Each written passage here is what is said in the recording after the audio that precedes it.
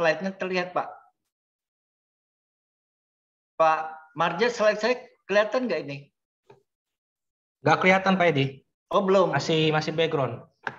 Bisa ini Him atau Rahim ke sini kok. Ini saya udah keluar di sini, tapi kok Oh iya, belum Pak. ada.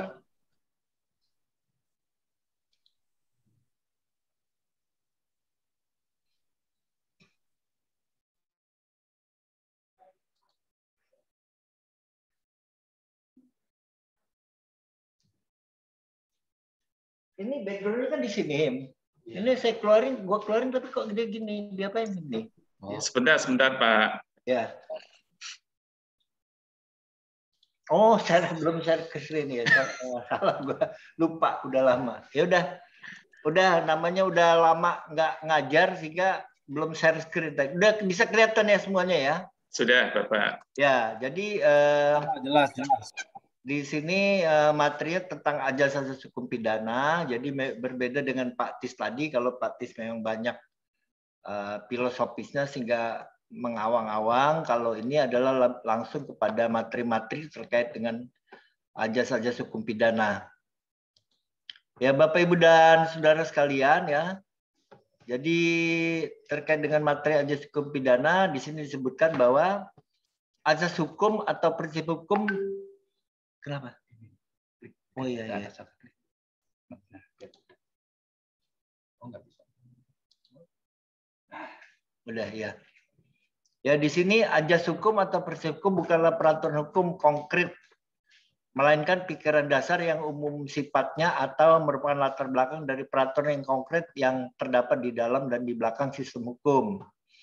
Prinsip hukum tersebut selanjutnya terjemah dalam peraturan perundang-undangan dan putusan hakim dalam bentuk hukum positif dan dapat ditemukan dengan mencari sifat-sifat umum dalam peraturan konkret tersebut. Nah, ditegaskan oleh Sudikno Mertokusumo bahwa ajas hukum bukanlah kaidah hukum yang konkret, melainkan merupakan latar belakang peraturan yang konkret dan bersifat umum atau abstrak. Demikian pula menurut Pan Eke Mahomes yang menyatakan bahwa ajas hukum tidak boleh dianggap sebagai norma hukum yang konkret, akan tetapi perlu dipandang sebagai dasar-dasar umum atau petunjuk-petunjuk bagi hukum yang berlaku. Jadi intinya begini, kalau kita bicara asas hukum, maka janganlah ajas hukum itu dilihat dari kaidah hukumnya. Jadi tadi banyak juga disampaikan oleh Pak Tis misalnya tentang pencurian. Pasal 362 KUHP. Barang siapa mengambil barang orang lain itu diancam dengan pidana. Gitu. Nah, jadi kaidah hukum pencurian itu adalah merupakan kaidah hukum konkret. Jadi bahwa hukum mengatur bahwa dilarang untuk melakukan pencurian, di mana kalau orang melakukan pencurian maka dia diancam dengan pidana. Dilarang untuk melakukan pembunuhan, pasal 338. Siapa yang membunuh itu dipidana. Dilarang untuk menganiaya, pasal 351. Itu bagi yang menganiaya dipidana. Dilarang untuk menipu. Menipu itu bagi yang melakukan penipuan itu dipidana. Jadi intinya itu adalah kaidah-kaidah hukum konkret yang merupakan norma hukum di dalam suatu undang-undang. Nah, sedangkan kalau ajas hukum ini di sini bukanlah peraturan yang konkret, karena dia berupa suatu asas. Jadi kalau di hukum tata negara atau hukum administrasi negara, misalnya ajas-ajas umum pemerintahan yang baik, gitu. Ajas-ajas umum pemerintahan yang baik itu adalah ajas. Nah, bagaimana suatu pemerintahan yang baik itu kemudian diwujudkan di dalam kaidah-kaidahnya, di dalam pasal-pasal peraturan perundangannya. Jadi ajas itu ada di belakang dari kaidah hukum itu, gitu. Nah, misalnya juga kita mengenal seperti ada good governance ya. Good governance. Nah, good governance itu adalah ajas hukum yang mana diwujudkan di dalam suatu peraturan yang sifatnya konkret. Jadi misalnya sebagaimana kemarin kan sempat muncul suatu persoalan yaitu yang menyangkut Pak Emir Muiz ya.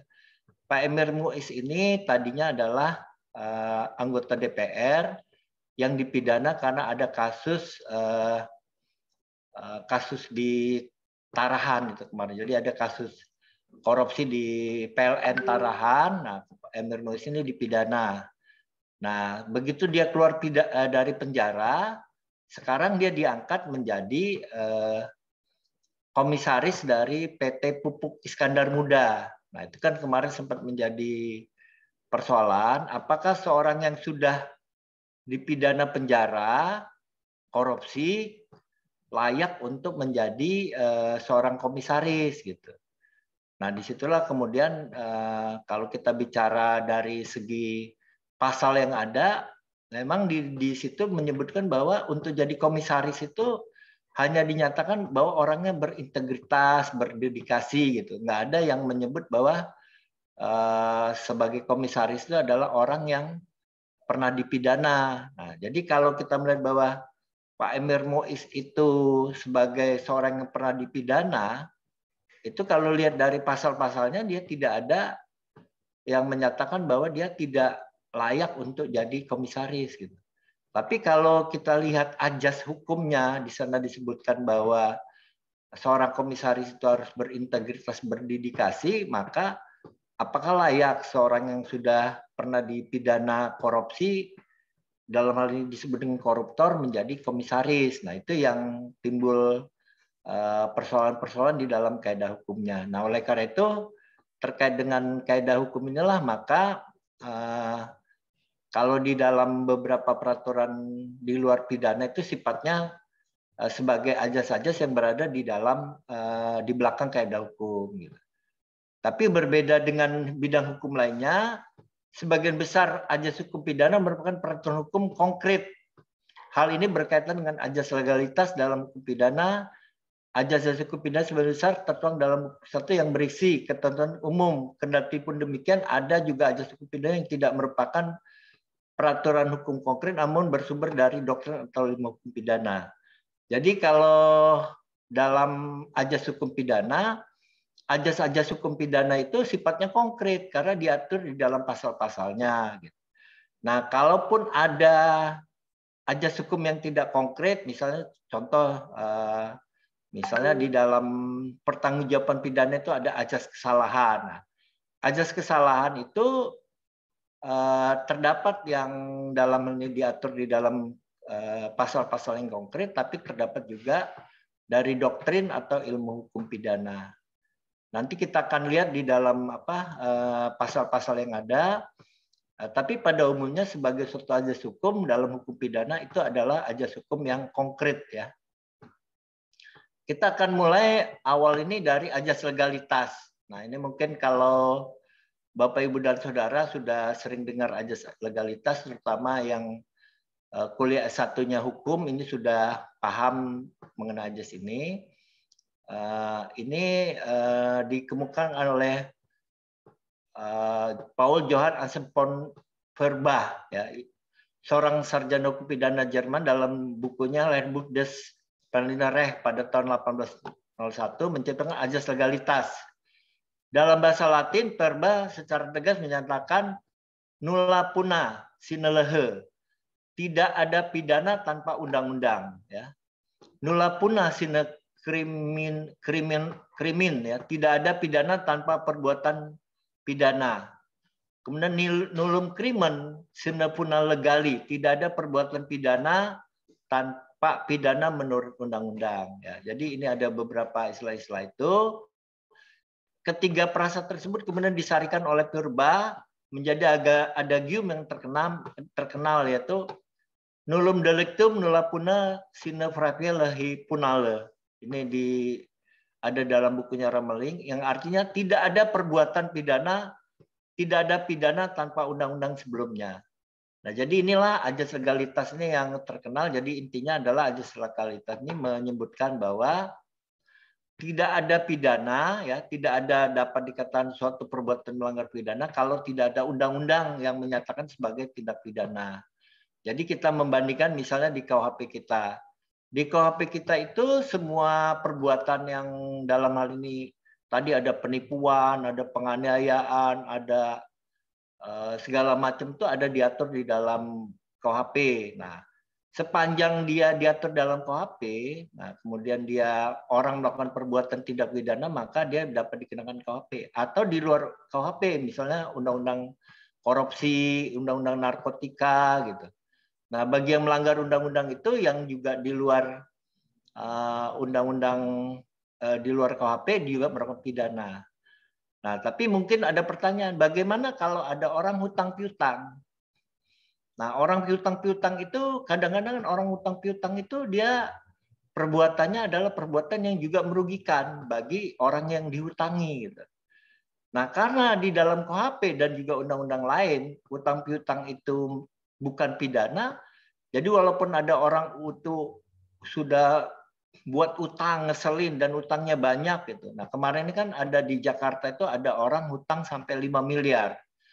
Nggak mau bayar-bayar gitu. Nah, karena nggak mau bayar-bayar, akhirnya dari pihak yang dirugikan itu dia pakai apa? Pakai debt collector itu akhirnya diculik si orang yang hutang ini, akhirnya diculik sampai 5 hari supaya dia bayar utang. Kenapa? Karena kalau utang piutang ini kalau dilaporin ke polisi, ya polisi bilang itu kan utang piutang, nggak ada di dalam hukum pidana. Jadi sepanjang dia tidak diatur di dalam KUHP, maka perbuatan hutang piutang itu bukan pidana gitu. Jadi walaupun di dalam masyarakat juga mengesalkan kok ada orang yang punya hutang ternyata harusnya itu dipidana, nggak dipidana. Tapi ya karena ada aja legalitas nih. Nah, kadang-kala di masyarakat juga ada gini. Misalnya ada cowok dan cewek. Nah, ini kan kadang pernah terjadi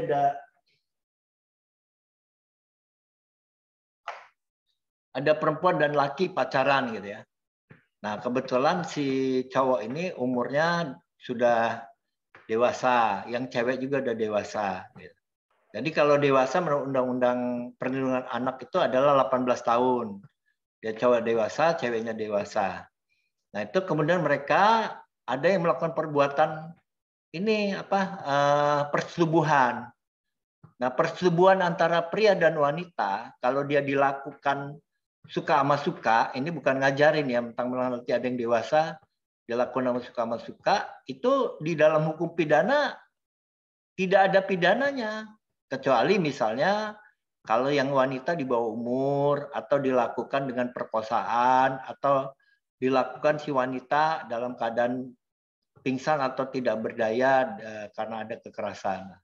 Jadi kalau si pria itu dewasa dan si wanita dewasa dan ini single ya, artinya bahwa prianya itu tidak terikat pada perkawinan, wanita juga tidak terikat pada perkawinan, maka dia kalau si wanita kemudian hamil, kemudian dia melaporkan si pria, ini saya ditipu, kata dia. Waktu kita ketemu itu, si pria ini muji-muji saya, kemudian dia menjanjikan untuk nikah dan sebagainya. Atau begitu saya hamil, ditinggalin.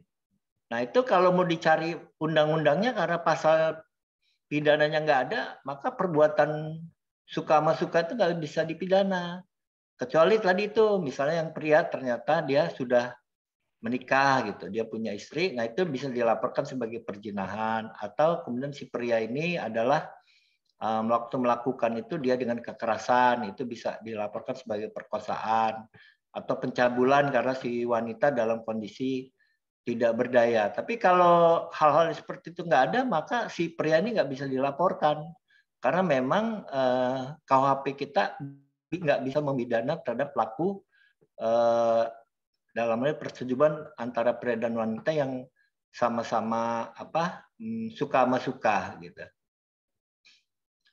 Nah, sebelum lahirnya ajas legalitas, menurut John Gleeson dan Fritz Gore, tatanan hukum Roma bersifat individualistis.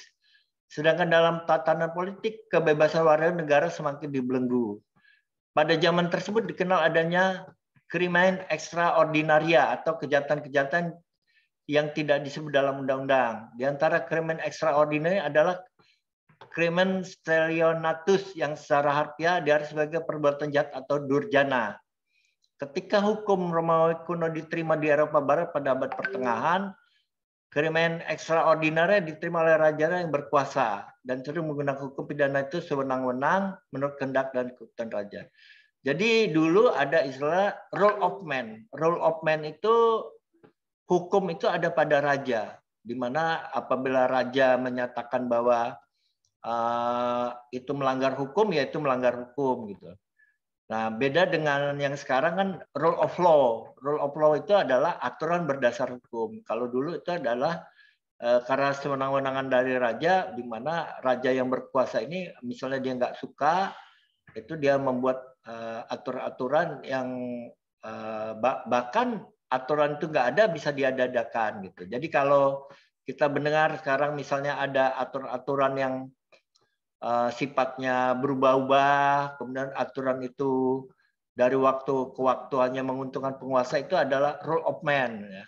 Sedangkan kalau yang sekarang itu adalah rule of law, di mana aturan itu didasarkan hukum. Tapi kalau dulu pada waktu itu aturan itu hanya didasarkan kepada kekuasaan semata.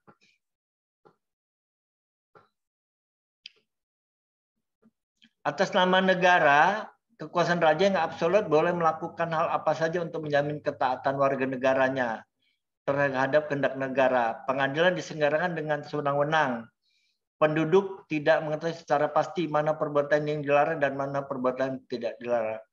Banyak aturan pidana tidak dicantumkan secara tertulis. Nah, jadi pada masa rule of man ini, ya hukum itu semua maunya raja gitu, sehingga disitulah kemudian dianggap memunculkan adanya ketidakadilan.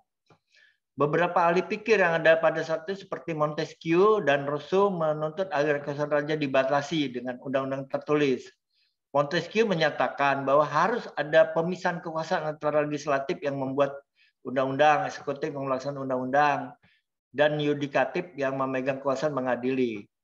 Pasca revolusi Prancis, struktur itu mulai dibangun dengan adanya hubungan antara yang memerintah dan yang diperintah antara kekuasaan negara dan individu. Nah, disinilah kalau kita melihat sekarang ada namanya pembagian kekuasaan, ada eksekutif, ada legislatif, ada yudikatif, itu adalah dari teorinya Montesquieu dan Rousseau ini yang melihat bahwa kalau kekuasaan itu hanya satu di tangan raja, maka adalah timbulnya suatu kejoliman ya. Maka kalau dia dibagi-bagi bahwa raja itu hanyalah sebagai eksekutif, sedangkan parlemen itu yang membuat undang-undang, kemudian ada penegak hukum yang melaksanakan undang-undang, maka akan terjadi suatu demokrasi dan kemudian kejoliman itu tidak ada lagi. Nah, ajaran Montesquieu yang dituangkan dalam bukunya L'Esprit de Lois ini menyatakan bahwa dalam pemerintahan yang moderat, hakim harus berdua terpisah dari penguasa dan harus menghukum dengan setepat mungkin sesuai ketentuan harfiah hukum. Hakim harus bertindak berhati-hati untuk menghindari tuduhan tidak adil terhadap orang yang tidak bersalah. Ajaran Montesquieu bertujuan untuk melindungi kemerdekaan individu terhadap tindakan sewenang-wenang pemerintahan negara. Demikian pula ajas legalitas mempunyai tujuan yang sama, yaitu melindungi individu terhadap perlakuan sewenang pihak peradilan arbitrer yang pada zaman sebelum reformasi menjadi suatu kenyataan yang umum di Eropa Barat. Jadi kita melihat bahwa pada masa sebelum adanya ajas legalitas itu tidak ada suatu keadilan di mana raja itu dalam hal ini bertindak sewenang-wenang dan kemudian terjadi kejoliman ya. Begitu muncul ajaran Montesquieu ini, kemudian juga dengan ajas legalitas, maka itu dibatasi. Artinya bahwa kalau memang ada suatu perbuatan jahat dari pelaku, harus ada hukumnya dulu, harus ada undang-undang dulu. Kalau dia ada undang-undangnya, apabila seorang itu dikatakan jahat, barulah bisa dihukum gitu. Tanpa ini maka dia tidak bisa dihukum terhadap orang yang melakukan suatu perbuatan. Berbeda dengan ajas hukum lainnya, ajas legalitas ini tertuang secara eksplisit dalam undang-undang. Jonker menyatakan bahwa pasal 1 ayat 1 KUHP adalah yang menyatakan tidak ada perbuatan yang dapat dipidana kecuali ajas kekuatan undang-undang pidana yang ada sebelum perbuatan dilakukan, adalah suatu pasal tentang ajas ya. Perihal definisi ajas legalitas, terdapat pandangan di antara para ahli hukum pidana bahwa pengertian ajas legalitas adalah tiada perbuatan dapat dipidana kecuali atas dasar ketentuan kekuatan ketentuan pidana menurut undang-undang yang sudah ada terlebih dulu. Ya. Ketentuan ini sebagaimana termaktub dalam pasal 1 ayat 1 KUHP adalah definisi baku dari ajas legalitas. dari definisi baku ajas tersebut yang penting untuk dijelas adalah makna perbuatan yang dapat dipidana dan makna ketentuan pidana berundang-undang. Jadi sebagaimana kita tahu bahwa KUHP kita pasal ayat 1 ayat 1 itu mencantum tentang ajas legalitas, di mana intinya adalah menyatakan tidak ada perbuatan yang dapat dipidana kecuali ada kekuatan undang-undang pidana. Jadi artinya bahwa harus ada dulu undang-undangnya, barulah kemudian apabila ada perbuatan yang melanggar peraturan perundang-undangan itu, maka perbuatan itu adalah sebagai suatu tindak pidana. Tanpa adanya undang-undang yang mengatur perbuatan itu, maka walaupun perbuatan itu dianggap merugikan, perbuatan itu dianggap tidak melanggar norma-norma tadi, sebagai contoh misalnya kalau di Indonesia kan kalau berhubungan seks di luar pernikahan itu kan sebenarnya bagi terutama yang mayoritas agama Islam kan tidak benar gitu. Tapi kalau kemudian dilakukan suka-suka, kemudian dia tidak terikat pada perkawinan, dia kemudian dalam hal ini tidak melanggar undang-undang, maka walaupun mereka melakukan hubungan seks dan si wanitanya hamil, ya dia nggak bisa dilaporkan karena di KUHP-nya tidak ada larangan untuk seperti itu gitu. Dan bahkan kalau dulu karena pengaturan di dalam KUHP, dulu ada namanya di KUHP itu adalah tindak-tindak pidana kesusilaan. Ya. Nah, tindak-tindak pidana kesusilaan itu di dalam pengertiannya itu juga sangat luas gitu. Karena apakah yang dimaksud dengan kesusilaan? Ya, kesusilaan itu banyak definisinya sehingga di dalam membuat arti kesusilaan itu sangat luas gitu. Nah, untungnya kalau sekarang itu kita ada di dalam undang-undang pornografi ya. Dalam undang-undang pornografi itu dirumuskan bahwa namanya kesusilaan itu adalah segala hal ihwal yang terkait dengan seks, ketelanjangan, kemudian juga kelamin ya, yang dalam hal ini berhubungan dengan gairah seksual. Nah, baru dia sebagai suatu pornografi. Karena kalau nggak ada rumus seperti itu, pernah dulu misalnya di dalam dulu kan pernah misalnya ada gambar-gambar telanjang ya. Gambar-gambar telanjang ini seperti di kalender atau apa itu kadang-kadang dia adalah ada yang memang dari model-model itu dia membuat tuh telanjang yang sebagai dalam hal ini untuk konsumsi publik gitu benar-benar. Tapi ada juga yang telanjang-telanjang itu dulu pernah ada istri Soekarno itu Ratna Sari Dewi itu membuat gambar-gambar Madam Suga. Madam Suga itu dia buat foto-foto telanjang, tapi maaf ini ya, dia kelaminnya atau susunya itu ditutupin ada berupa selendang gitu, sehingga telanjangnya nggak telanjang benar, dan itu dilakukan untuk seni gitu. Nah untuk seni sehingga dalam hal ini Madam Suga itu nggak dipidana.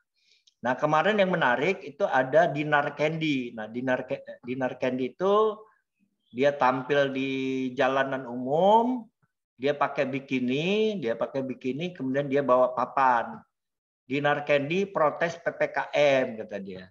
Jadi intinya Dinar Candy ini kan sebagai DJ selama ini dia bisa menjadi DJ dan dia bisa dapat uang gitu. Gara-gara PPKM dia nggak bisa jadi DJ lagi, dapat uangnya nggak banyak, akhirnya dia turun ke jalan dengan pakai bikini dan membawa papan bahwa dia protes PPKM. Nah, akhirnya semalam itu Dinar Candy itu dijadikan tersangka, yaitu melanggar undang-undang pornografi dan juga melanggar UU ITE karena ternyata bahwa foto gambar dia itu dimasukkan di IG dan kemudian disebarluaskan. Nah, itu dikenakan ke UU ITE-nya pasal 27 terkait dengan pornografi ya. Tapi yang timbul persoalan adalah di mana kalau menurut Dinar Candy dia kan sebenarnya dia kata dia nggak mau porno-pornoan. Saya kan lagi protes gitu. Saya lagi protes. Cuman kata polisi ya ngapain protesnya pakai bikini? Ya kalau saya nggak pakai bikini nggak ada yang lihat kata dia. Nah itulah maka menariknya itu Dinar Candy pakai bikini protes sekarang jadi tersangka gitu. Nah, ini kita lihat bahwa kalau yang sekarang, karena sudah ada undang-undang mengatur bahwa perbuatan itu sebagai suatu pidana, maka Ginar Kendi juga bisa dipidana. Tapi kalau pada waktu yang lalu yang saya bilang ada Madam Suga itu karena peraturan undangnya nggak jelas, apa yang dimaksud dengan kesusilaan, maka terhadap Ratnasari Dewi itu tidak dijadikan tersangka. Nah, jadi di sini tadi sebagaimana disebutkan bahwa yang perlu dikaji itu adalah apa yang dimaksud dengan perbuatan yang dapat dipidana dan ketentuan pidana menurut undang-undang. Menurut Noyon dan Langemeyer, kata perbuatan dalam pasal ayat 1 itu dapat bersifat positif dan negatif. Perbuatan bersifat positif berarti melakukan suatu, sedangkan perbuatan bersifat negatif mengandung arti tidak melakukan suatu.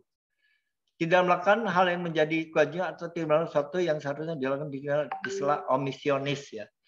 Jadi di dalam hukum pidana ada dikenal perbuatan positif dan negatif. Tadi seperti mencuri, menganiaya itu melakukan perbuatan. Dan perbuatan yang dalam hal ini melanggar pidana dapat dipidana. Tapi juga di dalam hukum pidana dikenal perbuatan yang bersifat negatif. Artinya dia tidak melakukan perbuatan. Jadi contohnya adalah misalnya meninggalkan orang yang perlu ditolong. Nah, meninggalkan orang yang perlu ditolong itu misalnya suatu ketika kita di jalan ada tabrakan lalu lintas, ada yang dalam hal ini butuh pertolongan tapi kita lewat saja, maka itu kita dapat dipidana. Atau misalnya seorang ibu ya, ibu itu harusnya menyusui anaknya. Nah, anaknya nggak disusui sehingga anaknya meninggal, itu juga dapat dipidana. Atau kita misalnya mengetahui adanya permufakatan jahat. Jadi ada orang mufakat nih, ada yang mau korupsi gitu. Kita ada di situ tapi kita diem aja, kita bisa dipidana. Dalam Undang-Undang Narkotika 35/2009, kalau kita tahu ada orang menyalahgunakan narkotika, kita tahu kita juga bisa dipidana. Jadi dalam hal ini ada perbuatan yang sifatnya positif dan ada perbuatan yang sifatnya negatif. Nah, sedangkan ketentuan pidana menurut undang-undang sebagai dalam definisi dari ajaran Melihatno menyatakan, jadi ada wetolek serap bepaling, berarti aturan pidana dalam perundang-undangan. Sebenarnya mengenai pasal 1 ayat 1 yang berkaitan dengan ketentuan pidana undang, Pan Bemelen dan Pan secara tegas menyatakan pasal 1 KUHP barangkali masih menjadi perhatian tertentu. Tidak ada perbuatan yang dapat kecuali atas kekuatan ketentuan undang pidana. Setelah itu pengertian undang-undang tidak ada dalam pasal, bahkan istilah undang-undang tidak dalam bab pertama buku pertama. Berdasarkan undang-undang pidana, tidak hanya kitab undang pidana, tapi juga seluruh undang-undang pidana yang tertulis, umum maupun khusus, baik perundang yang dikodifikasi ataupun tidak dikodifikasi. Undang-undang di sini tidak hanya dalam pengertian formil, tapi juga dalam pengertian material.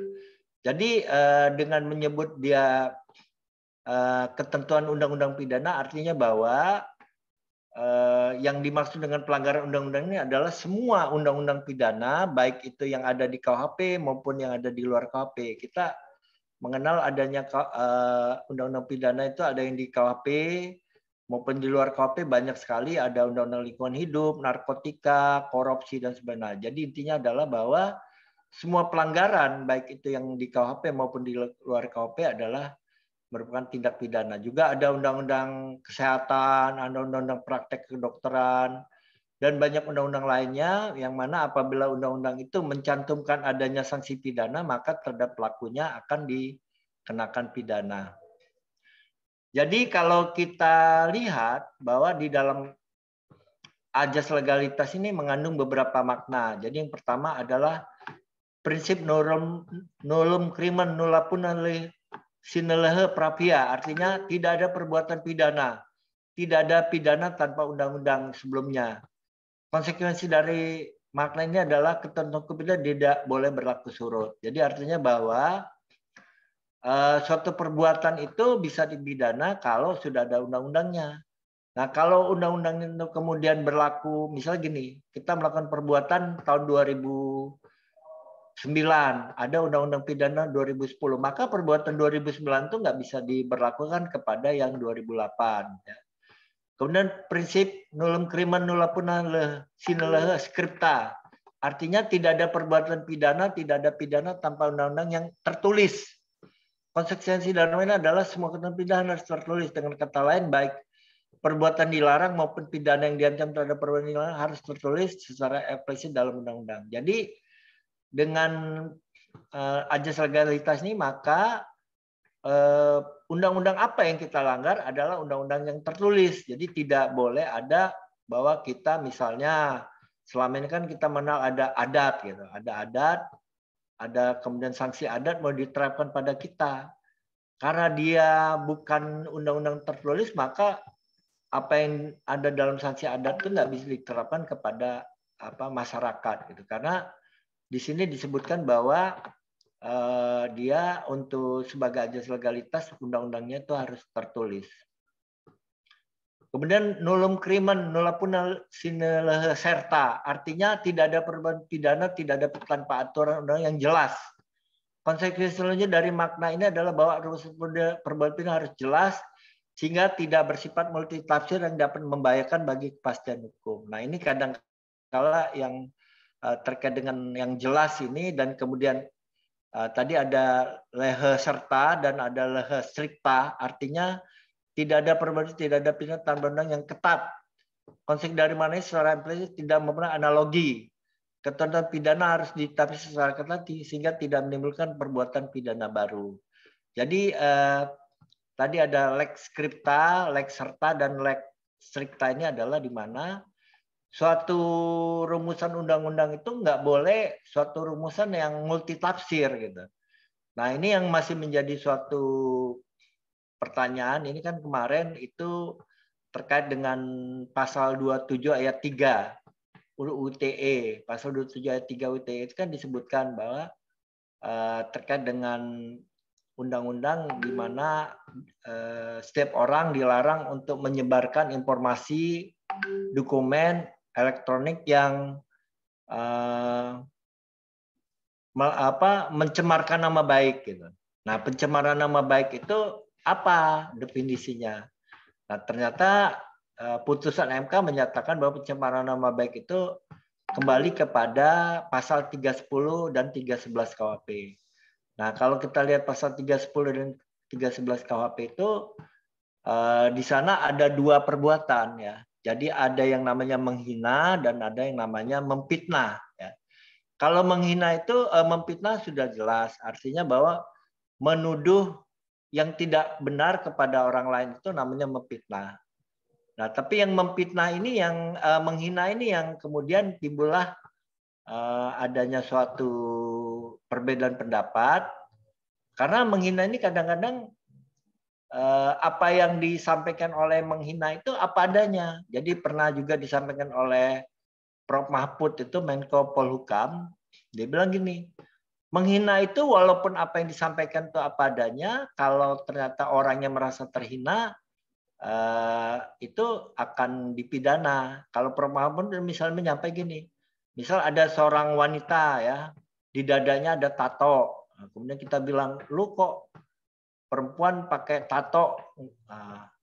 Nah, kalau dia merasa terhina dengan kata-kata kita, walaupun secara fakta dia memang punya tato, maka itu udah dianggap menghina. Nah, itulah yang kemudian timbullah, misalnya kayak kemarin kita lihat Dinar Candy, dia pakai bikini jalan egal-egal itu kalau kita ngatain misalnya, oh Dinar Candy itu seksi loh gitu. Nah, kalau dia merasa terhina, kita bisa dikatakan sebagai suatu penghinaan gitu. Nah, inilah yang kemudian bahwa rumusan pasalnya itu haruslah lex scripta, lex serta, dan lex stricta gitu. Dengan supaya kalau nggak seperti ini maka akan timbul suatu hal yang dalam penerapannya tidak benar gitu.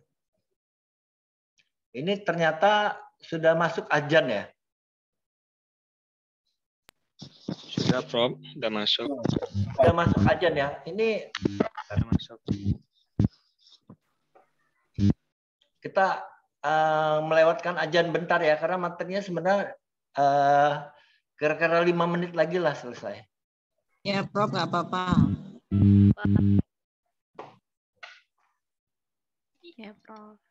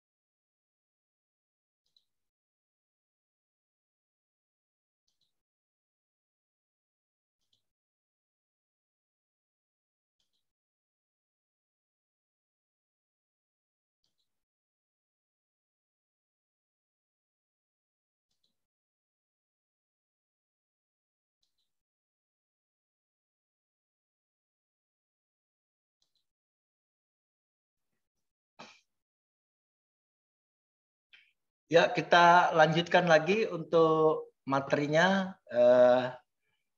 yaitu di sini pembatasan ajas legalitas.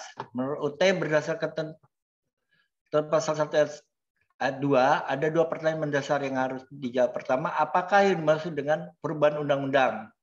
Kedua, apakah yang dimaksud dengan aturan yang paling meringankan? Terhadap pertanyaan pertama ada 3 ajaran atau 3 teori untuk menjawab pertanyaan tersebut, yaitu ajaran formil, ajaran material terbatas, dan ajaran material tidak terbatas. Jadi sebagaimana kita tahu kalau pasal 1 ayat 1 KUHP itu adalah tentang ajas legalitas, yaitu bahwa tiada perbuatan yang dapat dipidana sebelum adanya peraturan perundangan yang mengancam pidana terhadap perbuatan tersebut.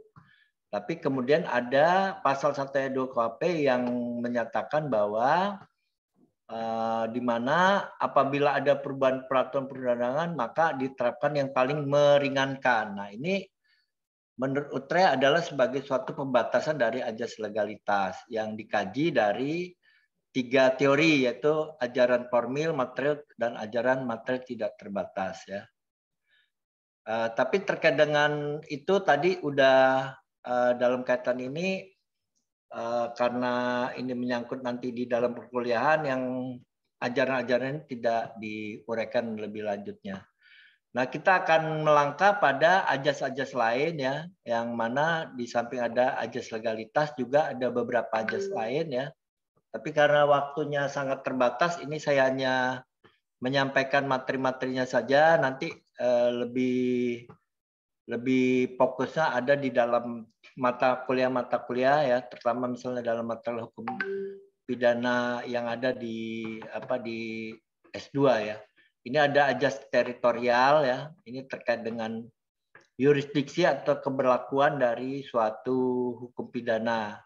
Kemudian juga ada ajas personal dan ada ajas nasional aktif, ya. Ini tentang pemberlakuan hukum pidana di dalam suatu wilayah yurisdiksi ya. Ada ajas nasional aktif ya, kemudian juga ada ajas nasional pasif ya. Kemudian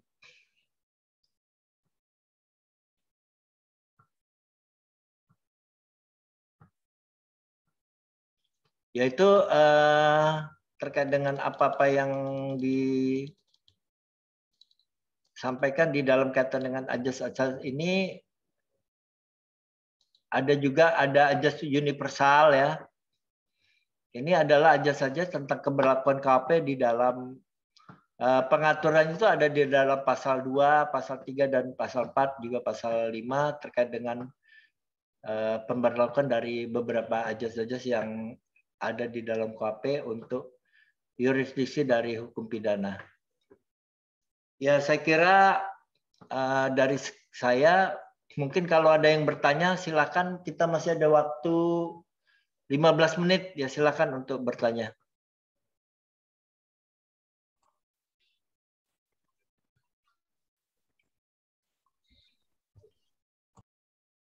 Langsung aja kalau ada yang bertanya silakan untuk bertanya.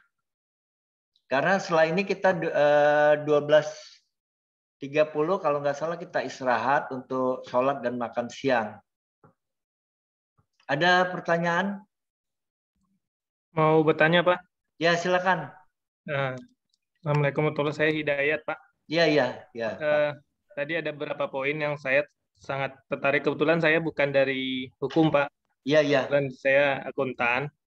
Cuma sering bersinggungan dengan hukum. Cuman saya ingin bertanya hal yang umum yang terjadi, Pak, terkait dengan Undang-Undang ITE dan tadi ada contoh kayak pornografi. Sekarang kan keterbukaan informasi sangat bisa dibilang tidak ada batas ya, Pak, termasuk terkait akses. Nah, kapan sebuah perilaku itu seperti tadi Bapak kasih contoh misalkan kayak kasus Dinar Kendi yang baru-baru ini, menjadi sebuah kasus yang dimana bisa menjadi sebuah delik aduan, Pak, gitu. Apakah masyarakat umum harus mengadu dulu baru bisa ditertibkan? Apakah pemerintah bisa langsung menetipkan atas dasar hukum, Pak? Kurang lebih begitu, Pak. Ya, jadi kalau dia pasal 27 itu gini. Kalau dia 27 ayat 3 terkait dengan pencemaran nama baik itu karena ada putusan MK dia harus ada pengaduan ya. Jadi kalau 27 ayat 1 terkait dengan perjudian, 27 ayat 2 terkait dengan pornografi nggak perlu ada pengaduan. Jadi bedanya laporan pengaduan itu gini, kalau laporan itu siapa saja bisa melaporkan. Kalau pengaduan itu haruslah orang yang dirugikan gitu. Jadi misalnya si A menghina si B. Nah, si B ini dia buat laporan, dia buat pengaduan baru bisa diproses. Tapi kalau tanpa ada pengaduan dari B nggak bisa proses. Tapi kalau untuk delik lain itu cukup adanya laporan. Jadi misal contoh tadi misalnya bahkan kasus Dinar Kendi itu bisa tanpa ada laporan juga. Kalau itu temuan dari polisi bisa juga ditindaklanjuti gitu. Jadi di kepolisian itu ada 3 dia POM-nya. Ada temuan sendiri, ya, atau aduannya laporan, bisa juga karena adanya pengaduan. Nah, untuk kasus-kasus perjudian ataupun pornografi ini cukup bisa adanya laporan atau temuan. Nah, sebagaimana kita tahu kan Dinar Kendi ini dia foto-fotonya tuh tersebar di medsos, dan dia juga kan buat IG-nya, dia buat IG, dia tampilkan itu foto-foto dia pakai bikini di pinggir jalan. Nah di situ dengan termuat di IG atau di FB atau di medsos, maka itu sudah memenuhi unsur untuk UU ITE-nya. Pak, mau lanjut, Pak? Ya, silakan. Sebenarnya kan kalau seperti pola yang dilakukan Dinar Kendi dan sejenis ini kan udah lama, Pak. Apakah dia menjadi masalah setelah dia masuk ke ranah publik secara langsung? Baru bisa dijadikan kasus hukum, Pak. Ya jadi gini, jadi memang kan itulah yang saya katakan tadi, kadang-kala kita di dalam memberikan definisi terhadap Kalau di UU ITE itu adanya kesusilaan, jadi melanggar kesusilaan. Sejak lama melanggar kesusilaan itu menjadi sesuatu yang diperdebatkan gitu. Nah, jadi contoh misalnya waktu yang lalu misalnya Dinar Kendi pakai bikini di kolam renang, itu nggak apa-apa karena memang di kolam renang itu pakai bikini ya dibolehkan gitu. Tapi begitu Dinar Kendi pakai bikini di pinggir jalan itu yang oleh polisi dianggap sebagai pornografi gitu. Jadi kita nggak bisa lihat bahwa suatu pornografi itu disamakan antara satu tempat dengan tempat lain gitu. Jadi misalnya di Bali itu di Pantai Kuta itu ya bahkan bukannya pakai bikini, banyak turis-turis itu bahkan telanjang gitu. Dia telanjang bulat juga ada gitu. Tapi karena dia lagi berenang di pantai ya nggak apa-apa gitu. Nah, Dinar Kendi yang kemarin itu adalah dia di pinggir jalan pakai bikini. Nah, itu akhirnya dikenakanlah pakai pornografi dan UU ITE gitu. Tapi kalau Dinar Kendi kemarin dia pakai bikini di kolam renang itu bukan suatu pelanggaran susila. Nah, itu yang saya bilang tadi bahwa suatu undang-undang harusnya lex serta lex scripta itu. Nah, tapi dalam praktek di Indonesia undang-undang itu masih seperti itu. Nah, itulah makanya dituntut oleh beberapa pihak untuk memperbaiki UU ITE itu. Jadi jangan sampai UU ITE itu kadangkala disalahgunakan. Kan kalau kita tahu sekarang ini misalnya gini, si A ada kelompok-kelompok yang nggak suka pemerintah, dia ngeritik langsung dipidana. Tapi ada kelompok-kelompok yang dalam hal ini mendukung pemerintah, udah ngeritik dan sebagainya, dia nggak apa-apa gitu. Jadi karena dalam hal ini ya itu tadi undang-undangnya sangat bisa multitafsir karena dia hanya menyebut pencemaran nama baik gitu. Nah, sehingga dalam prakteknya itu tadi melanggar kesusilaan. Nah, sekarang kalau kita tanyakan apakah yang dimaksud dengan melanggar susila? Ya.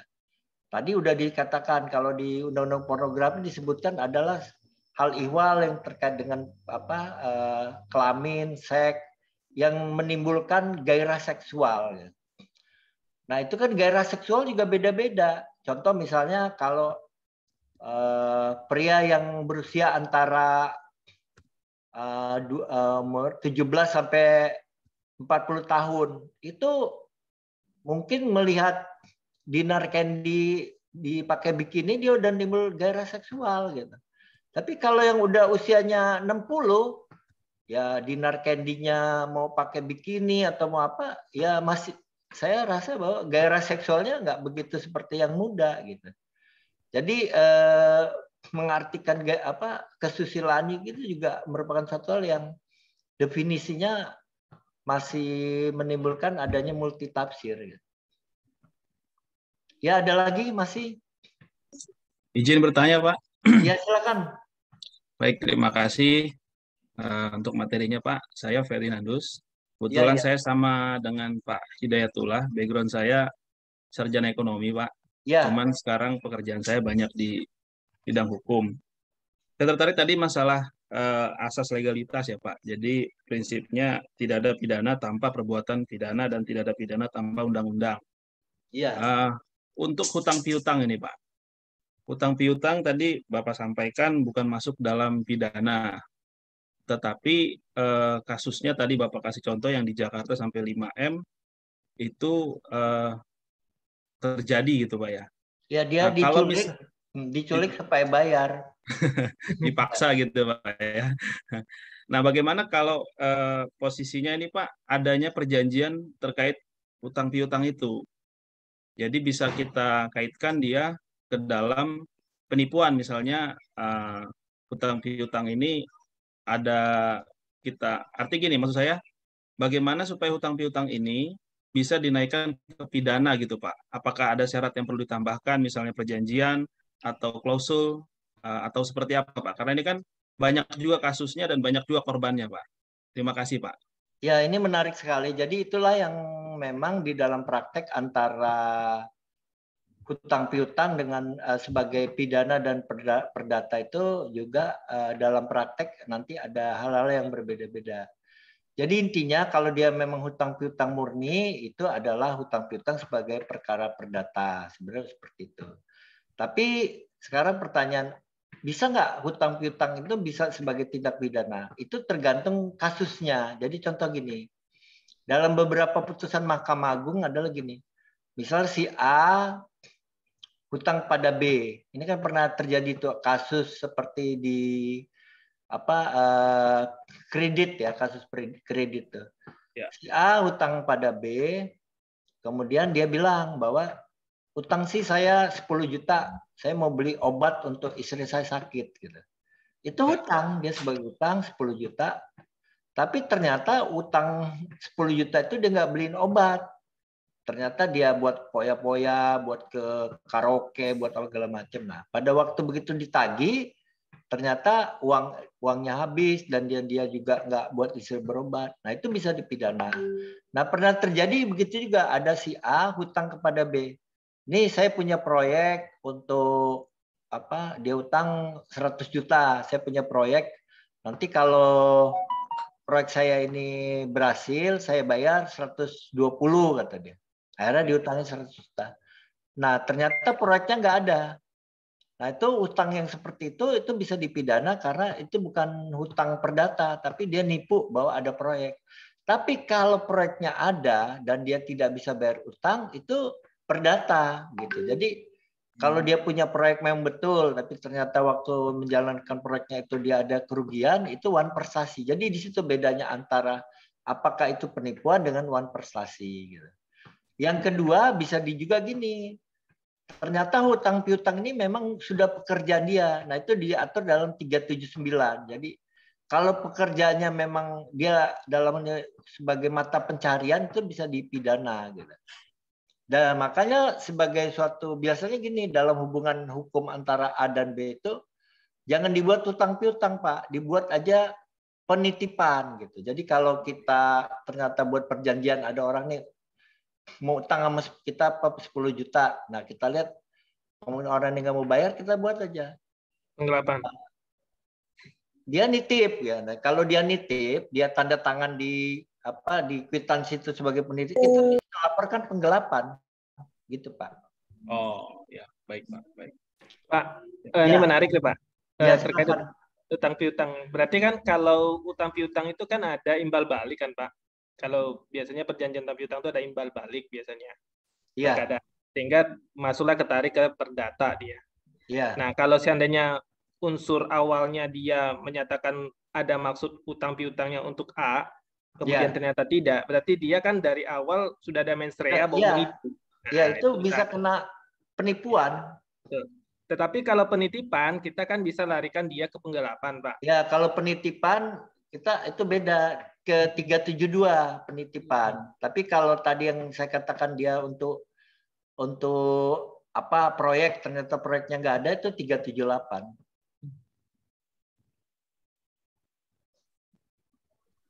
Baik, sudah jelas, Pak. Terima kasih, ya, Pak. Ya. Nah, masih ada lagi nggak? Ini masih, tapi udah mau habis nih. Saya kira demikian. Ya, mungkin nanti lebih banyak kita diskusi dan sebagainya pada waktu perkuliahan. Saya cukup demikian. Wassalamualaikum warahmatullahi wabarakatuh. Terima kasih, Pak.